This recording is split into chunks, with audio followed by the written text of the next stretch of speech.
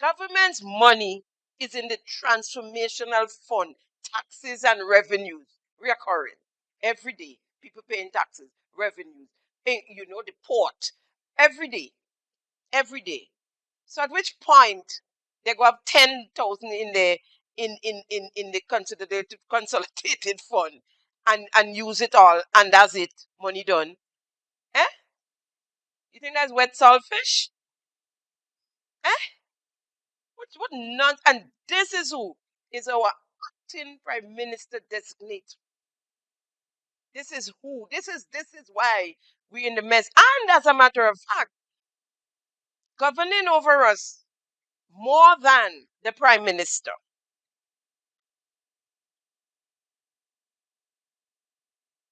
Therefore, Minister Andy Williams, a well managed economy does not run out of cash. No, does not run out of cash.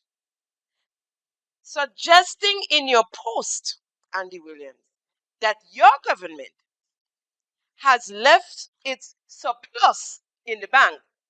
So y'all didn't spend what was in the bank. That's what you're trying to tell us. So what's in the bank there? And that's why you're looking to borrow. But you have in the bank, you ain't spending that. You're going to borrow to to do your business. That's a lie.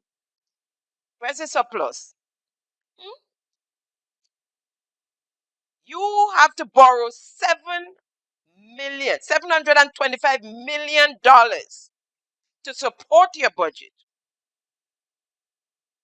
And that's a total insult to the Grenadian people for this deceit you're trying to push in front of our face. For the world you're trying to cover our faces with. When we all know that your government, the Deacon Mitchell-led NDC administration, is operating on a deficit. Your mid-year review 2024 report told us so. I have to go to my stash. Again, the fiscal income of 2024 shows a notable overall deficit of 144 million compared to a budget surplus of EC 0.5 million, resulting in a large negative percentage variance. The primary balance includes grants, is estimated, including grants, is estimated to be a deficit of EC 82.2 million. Yeah, it's here in your mid-year review 2024 report. And in Appendix 1, the real sector summary, come down to real gross domestic product. And it reads in 2019, 0.7, in 2020, 13.8, in 2021, and that was minus 13.8. That was COVID time. In 2021, 4.7. In 2022, 7.3. In 2023, 4.7. In 2024, 3.9. And that is contracting, getting smaller, right? Getting smaller. So we've been operating in a deficit. Granted, the IMF, in their positive assessment of Grenada, the economic resilience and growth prospects, noted that Grenada's robust economy performance through June 2024 driven by strong tourism growth, moderating inflation, and a narrowing current deficit on the balance of payments. So the IMF is saying, though it's been reduced, we are still operating on a deficit. So when you're trying to suggest to the unassuming out there that you all have this money pile up, then you're all not going to spend it just so. You're going to borrow. You are deceiving the nation yet another time with your lies. Or you are trying to deceive the nation. But as long as I have the breath of life in me, I will expose your lies and keep, at least try to keep you all honest. So, where is the surplus coming from, Andy? Where is the surplus you're talking about? Where is it coming from? I suggest you stay in your lane. Plant flowers, paint the curbs and the bridges and the walls and the pedestrian crossing. Right now, we need some touch up on the pedestrian crossings. Stay in your lane. February the 4th, 2025, St. George's, Grenada. The government of Grenada acknowledges the conclusion of the International Monetary Fund, the IMF, Executive Board's 2024 Article 4 consultation, which highlights Grenada's sustained economic growth and resilience amidst recent challenges. Good reading, good reading. And likewise, the former administration used to get good reading, but what y'all used to say? Bogus figures. What figures we getting now? Be careful, little mouth, what you say. On January 24th, the IMF, the Washington-based global financial institution, released its latest assessments of Grenada's recent economic performance following consultation by its executive board on the 24th of January 2025. The executive board assessment and the full staff report can be accessed online. The previous assessment was concluded in July 2023. The conclusions of the 2024 review was delayed to incorporate the impact of Hurricane Beryl, which struck Grenada in July of 2024. However, according to the Prime Minister, Deacon Mitchell, the IMF report is really no big deal. Let's hear him. The IMF doesn't run a country. The World Bank doesn't run a country. They've never done so, right? And at the end of the day, saying that you have a good report from the IMF doesn't mean anything if we have significant unemployment, if we have persons who are hungry within our country, if we have children who are not going to school because they do not have access to internet, they do not have access to tablets. And those are the issues we need to talk about, not a report from the IMF, frankly. Okay. Like that IMF.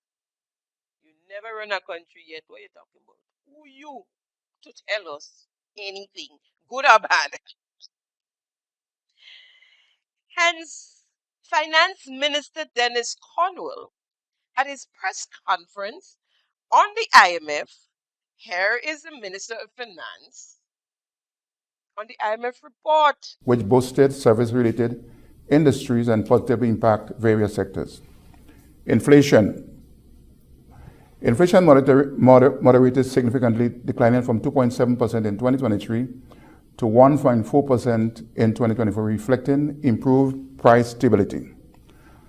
Strong citizenship by investment, CBI revenues, and the CRIF payout helped strengthen Grenada's fiscal position, enabling a positive response to the devastation caused by Hurricane Beryl. The current account deficit, which had been narrowed in as of June 2024, temporarily widened due to increased imports related to post-hurricane construction. The financial sector remains stable with no significant disruptions. Minister of Finance, if you could understand what he said there, is very proud of the report from the IMF. According to the IMF, our financial situation remains stable with no significant disruptions. But what the IMF knows, they never run a country yet. Here is the political leader of the NDC on a review of the IMF on Grenada in 2023. I believe it was 2023. The IMF has given Grenada an excellent mark on their most recent reviews. I'm not sure which one of you two would like to answer this. And in terms of the handling of the economy during COVID, and what is of course, anything about this statement would you would like to add? Anything about the statement that has been said by the IMF that you would like to add towards this in terms of the excellent mark that we get? Anything you like to add to that? You folks like to add to that? I'm not sure. Who wants to take a go at it? Go ahead. But I was going to say, I read the statement. I didn't see that the statement said it was an excellent mark. So I'm not sure if I agree with your analysis. I think the statement was simply, frankly, a regurgitation of what was told to the IMF by the government of Grenada. In a nutshell, this was a virtual review of, and these reviews are standard. Because of the challenges posed by COVID-19, the IMF folks did not attend or come to Grenada. It was a virtual review. And coming out of these virtual reviews, the IMF will essentially publish a one-page statement, which is what it did. A regurgitation, he said, of what was being told to the IMF. Be careful, little mouth, what you say. It is so obvious that we are managed by a bunch of incompetent misfits who all seem to be interested in enhancing themselves and their close family and friends, a small circle of them benefiting tremendously. Prime Minister Deacon Mitchell has his sister working out of his Ministry of Infrastructure with him. Minister Karine James, her sister, resigned her job in a private entity to go work for the government of Grenada. Minister Philip Telesford, his wife is now working for the government of Grenada, a subsidiary of the government of Grenada. Minister David Andrew, his wife, is now working at the Juvenile Center, a government entity. Minister Andel has his brother working in his office in St. Patrick West, after being fired for corruption by the previous administration, working in that same St. Patrick West office as the personal assistant to the then Anthony Boswain for the NNP. He's back now working with his brother. The cabinet secretary owns several businesses hired by the government of Grenada. Decoration, led security firms, trucking company, you name it. The chairman of the Spiceman's Corporation, tight as wax with the prime minister, now owns a solar company just to service the government of Grenada with solar lights throughout the island, all the fields. His brother and brother-in-law doing the installing. His brother is the chairman of the Housing Authority.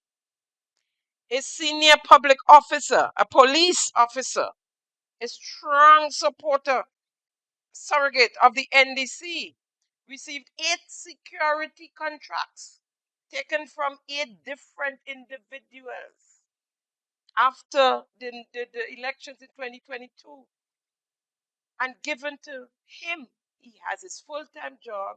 He has a security firm that had hit rock bottom. It's now back up and running. One individual, and that's 8 that I know of. 8. One lash, as they would say. Minister Lennox Andrew, daughter is also hired by the government under a bogus title getting together with Delma Thomas' son receiving a pretty hefty salary, some survey something under the disguise. He received loans from the GDP to send another daughter on scholarship abroad. Minister Karen James' boyfriend, hired as advisor to the Ministry of Agriculture, never sat in that office a day in his life, collecting a salary of, I think, $6,000 for advisor to agriculture, but following her across the world in meetings and collecting, it's $5,100 a month salary as advisor. And is now ambassador to the ocean. Don't ask me what that is. And has his permanent day job at the St. George's University. Nepotism at its best. Orlando Romain, Piero of the NDC party, special envoy, ambassador for ICT and the creatives. He's in charge of the creative desk.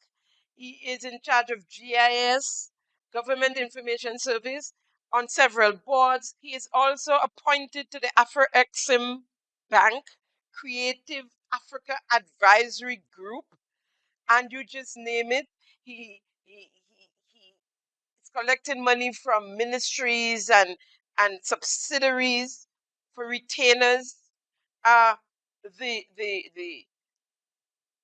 lottery office, the planning authority. I believe the planning authority is still waiting on a website you're supposed to create for them, and you have collected the monies. Huh? Andre Saint Bernard, treasurer of the NDC, special envoy, ambassador for investment and development, CBI agent, chairman of the GDP Bank, on several boards, the CBI, Grand Lake, in charge of the CES, holding a bag of money. So, travels with the prime minister everywhere. To be continued. I have more of these sort of nepotism to bring to you. The prime minister described that type of nepotism best. He called it politicians by default. If we do not recruit our young people and get them active in politics, you will end up with reluctant politicians or politicians by default. And when they become politicians by default, usually the only thing they're interested is in themselves, their friends, and their family. I couldn't say it better. Folks, we're going to wrap up with questions as usual. As of January 2025, deductions are being made from the salaries of public workers towards the new pension SUSU savings scheme. I got calls from workers who said they didn't sign up. Some at the supermarket, some at the mall. In passing, there are complaints. They're not sure what the process is, but monies were deducted from their salaries. My question to the government is, where are the monies deducted from the workers going at this time, at this moment? Is there a fund in place for that? Are the trustees in place? Who are they? Who are the trustees? Do we have a board of trustees? So where is the money? Where are the monies going? another trampoline for the NDC, like the NLA, the NTRC, the NIS, the Postal Corporation, NAWASA. With NAWASA, you understand over $50 million were left there. And today it's down to 1 point something million. Lest we forget the utterances of the Minister Lennox Andrew, Minister for Economic Development, Planning, Agriculture, Lands, Fisheries and Cooperatives, a former public officer himself, in fact, acting permanent secretary in the Ministry of Finance for many years. This is his explanation for where the money going. Question for the Minister for Agriculture is actually linked to what the Minister of Finance would have said. The Minister of Agriculture mentioned $11.6 million that will be distributed, utilized to the average farmer or the fisher folks. Can he tell us whether or not the money for the fisher folk is from the CCREF course funding premium that we have? And would if the money for the agricultural people, is this from the CREF funding or the emergency funding and Section 22 of the Public Management Act? And when will government be going to the Parliament to get the necessary approval to supplementary budget? All right, thank you, Linda, for your question. But actually, the best person to answer that is the Minister of Finance, not the Minister of Agriculture. Anytime you talk about money, you have to go to the Minister of Finance, But be that as it may, well, first of all, let me say, all expenditure comes from what is referred to as the consolidated fund. So whatever money government gets, it goes into the treasury. It's the part of the consolidated fund, and expenditures are made out of that fund. In government, we do not earmark resources. So we do not say, for example, that a particular source of income goes for a particular expenditure. That doesn't happen. Obviously, under the CRIF payout, some monies were for the fishing industry. Good. So theoretically, it would seem that those money have to be used for that purpose, but it is not correct, in my opinion, to say that money is specifically used for the fishing. It's all part of the consolidated fund, and from there we have monies that we can use for whatever expenditure government needs to incur. The minister said, and I have to repeat that, a former permanent secretary in the Ministry of Finance said in government they do not earmark monies for expenses. Anything goes, in other words. The money for the fisheries could spend in tourism, and that's not in government, that's in your government, sir. That's why we have to borrow $725 million now. 70% of your billion-dollar budget you need to borrow. Never in the history of, but you know what? You're like foot.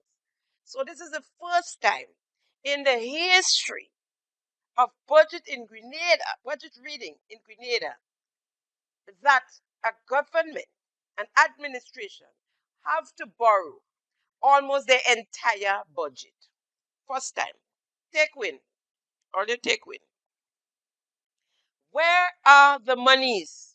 Speaking of the Postal Corporation, what is that the Postal Corporation is broke and about to go under. As a matter of fact, what is they are at the stage of borrowing to keep their heads above water at this point in time. This NDC administration met an amount in excess of $3 million, money saved up to purchase a property since they've been given notice to leave where they are years now. and they're renting from the Port Authority. We all know the Postal Corporation is not a very lucrative entity in these times. Since internet, MoneyGram, Western Union, digital cameras, cell phones, etc. Nobody writes a letter anymore. You send an email, you text your friend, WhatsApp, Instagram, Twitter, all the ones you all know. They have not been paying rent for where they are now. It's a government entity. The Port Authority is a government entity. As I understand it, they receive statements, but they don't pay. And that's not just now, that is from even the previous administration. Right? So they're able to save a little, right? Put in their savings, Minister Andy. They have a little surplus. And so their money gone. Their 3 billion plus money gone. But they have to move. And they would like to move. Where the money gone? Did you lend it, loan it, or give it to the administration to help pay bills? Is that for real? Was that in exchange for making all the workers permanent? I am happy they're permanent, and I'm sure they are happy they're permanent. And they probably would be even more happy after this. Because I know you are going to go and harass the workers about who gave me the information. Don't even go to them. Please, leave them alone. It's nobody in there. It's nobody in there. And you won't find out either. So, the workers are worried that sooner than later, they will be out of a job, permanent or not, if it's continued. Business is continued the way it's going on at the post office. So the Postal Corporation decided to lease a brand new renovated building on the Carenage, the former Phoenix factory. At this moment, they're paying rent, though they're still across on the port. They're paying rent for it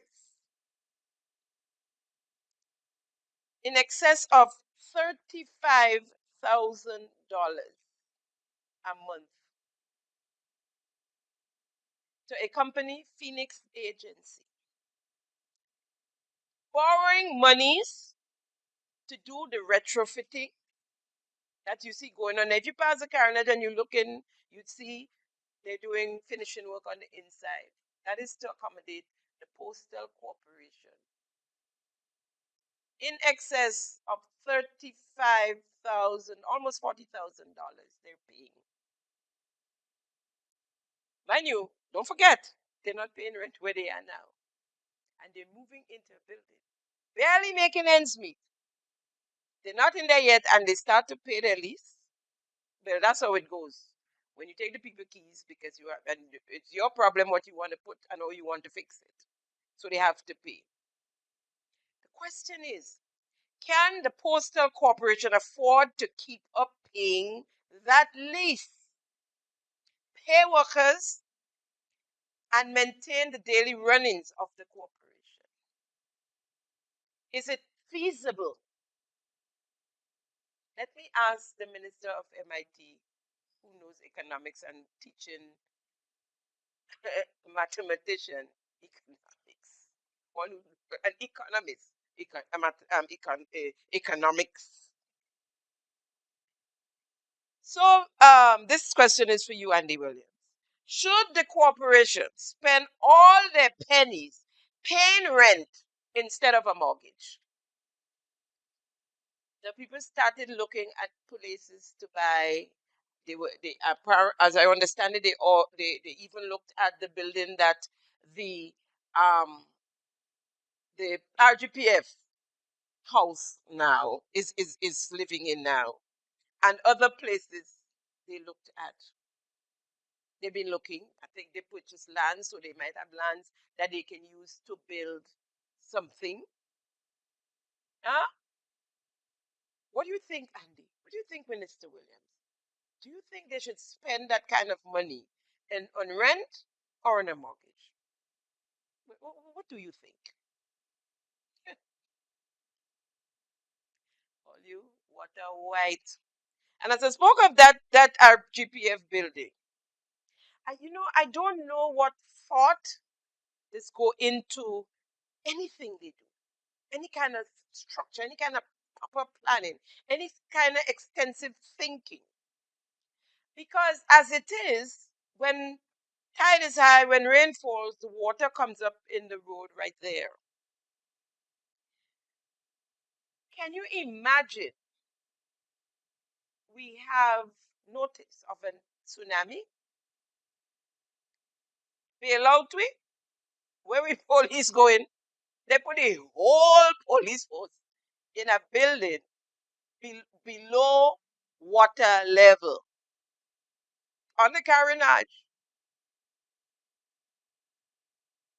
If, God forbid, we get notice of a tsunami, our first responders, our police officers have to bail out, run for their life. Well, I hope they have a backup RGPF station, because this not looking good. Anyhow, I must commend them. The building looks beautiful on the carronade. Finally, we await the overrun, the costing of it and the overruns, but it looks beautiful. It's pretty. And according to what is ACP call it? ACP, Sumpy. Transformation at its best. Transformation at its best. Nonetheless, we broke as a nation. We are broke. We're scraping the bottom of the barrels to make ends meet. No wonder why NAWASA has to up the reconnection fees to so-called refundable deposits. And you might have heard of this NAWASA saga. And for those of you who ain't know, I want to ask you very much to be careful and try your best to pay your bills. Because if you have a $20 bill and get disconnected for it as a domestic client, customer to NAWASA, you have to pay $240 reconnection fee. And if you not domestic and you commercial, they have tiers. And 0 to 2,800 gallons, you have to pay $340 to be reconnected. 2,801 gallon to 20,000 gallons, you have to pay $760 to be reconnected. 20,001 gallon to 100,000 gallons, you have to pay $4,000 to be reconnected. And over $100,000 up to 8,000 gallons, you have to pay, no, over 100,000 gallons, sorry, you have to pay $8,000 to be reconnected. So I was told by the customer service rep that since this new administration came into office, these are some of the new fees and whatever structure put in place by this NDC administration. The big question is, where are these monies? The CRIF monies, the monies from the friendly governments in the region, the monies from the patriotic Grenadians like Adam DeCall, the 1 million USD from the US aid, according to Minister Cornwall. He's not sure if we get it or how much we got. Minister, did we have them get the $1 million that was promised to us through USAID following the passage of Beryl? Did Grenada get that money? I wouldn't want to say yes at this moment because, again, I know we got funding from them in the early stages and so on. I'm not sure it's up to the $1 million, but I think we would have gotten some funding from them. I can't confirm it's $1 million or not. I would have to get my accountant general to confirm the figures that we got. And where is the 1 million USD loan from Saudi Arabia, sir? Speaking of Saudi Arabia, what's going on in Saudi Arabia and in Dubai that the rest of us are not aware of?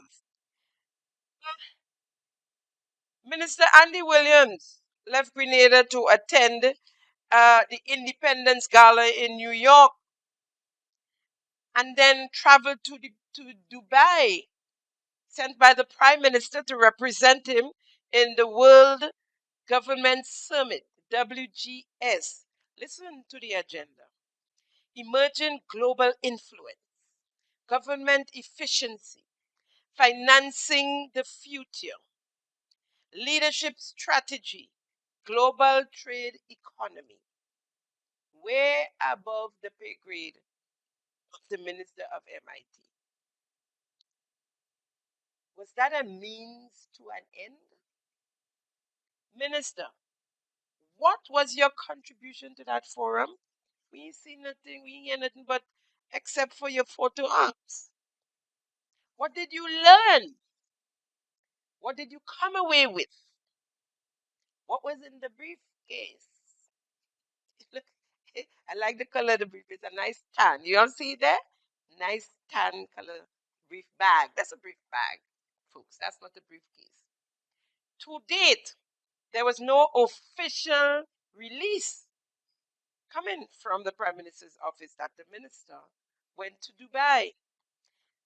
Now, after the Minister of Finance press conference on February the 12th, the one where he didn't really know anything yet, because nothing is finalized. On the 12th of February 2024, the minister was sent to a mission by the Prime Minister again. No press release stating such. The Minister of Finance is the chairperson of the Public Finance Committee. Now, I don't know if you know, but the Public Finance Committee has to meet before every budget to sort out things, right? But the Prime Minister found a reason to send the Minister of Finance to Saudi Arabia. And so the Prime Minister, was acting Minister of Finance, and so he chaired the meeting. So the minister went to St. Kitts from Grenada, where he attended the Monetary Council meeting. From there, went to Saudi Arabia via the UK, where he spent a couple of days. And from Saudi Arabia, as we speak, he is in Dubai. Something is going on, is happening between Saudi Arabia and Dubai that the rest of us is not aware of. Again, I ask, what is going on in Saudi Arabia and Dubai? Grenada, wake up, open your eyes, pay attention, drink water, and mind your business. Is it true Orlando Romaine has retainers in most ministries and statutory bodies? Is it true the planning authority still waiting on a website he was supposed to create for them, and which he collected a large sum of monies for already? The people would like to know What is Orlando Romain's overall monthly earnings received from the government of Grenada? To Andy Williams, where is the clinic in the south situated? Brothers and sisters, we are in 2022. We are in 2022. And our medical center in the south is someone downstairs. Our medical center in the south is someone downstairs. Imagine that. Listen, people of the south, let me hear you. Tell them we need a polyclinic in the south. Tell them we need an ambulance 24/7 in the south. Tell them we need doctors on call 24/7 in the south. And tell them we need nurses 24/7 in the south. And if they have to lock them up for that, tell them to lock them up. We need it in the south. Folks, that's a wrap on today's episode of Simon Says.